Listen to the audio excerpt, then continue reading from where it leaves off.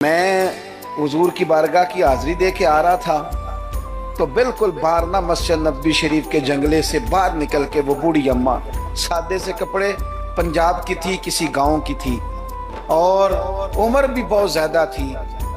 उसके सादे से जुमले वो दूर बैठ के ना, चूँकि करीब तो ख़वातीन का आना दुरुस्त है भी नहीं और वो आने भी नहीं देते, तो वहाँ बैठी थी। चले, मैंने भी बहुत सारे नातें सुनी हैं, अल्हम्दुलिल्लाह सुनते रहेंगे जब तक ज़िंदा हैं। पर उस बूढ़ी अम्मा के ना दो जुमले, दो फिक्रे, फट गया मेरा कलेजा और कई दिन मैं रोता रहा।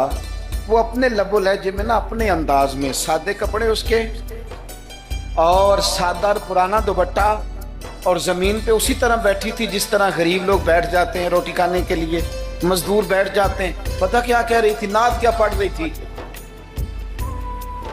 क्या उसका अंदाज था नात पढ़ने का। वो कभी देहातों में सादी औरतें जिस तरह बात करती थी, हमारी बूढ़ी माएँ इस तरह वो बात कर रही थी और इशारे करके ना मदीने के दरो दीवार की तरफ अपना मज़ा पूरा कर रही थी। कह रही थी, वेखो नहीं वेखो। उसका लहजा है, उधार लेके बात कर रहा हूँ, उसका लहजा है, उसकी बात है। और शेर में वजन कैसा है और जुमले की तरतीब कैसी है ये शायर बताएंगे। मुझे तो लुत्फ आया था तो मैं बात आगे नकल कर रहा हूँ। वो कह रही है और वो मतलब अवाम को मुतवज्जे नहीं कर रही, वहां तो है ही कोई नहीं, अकेली बैठी है, अपना ज़ौक़ पूरा कर रही है। और लगता है कि वो ना, मुझे यूं लगता है कि जैसे ना वो हुरो गिलमान को मुतवज्जे करके कह रही है और उसकी आंखों में आंसू हैं।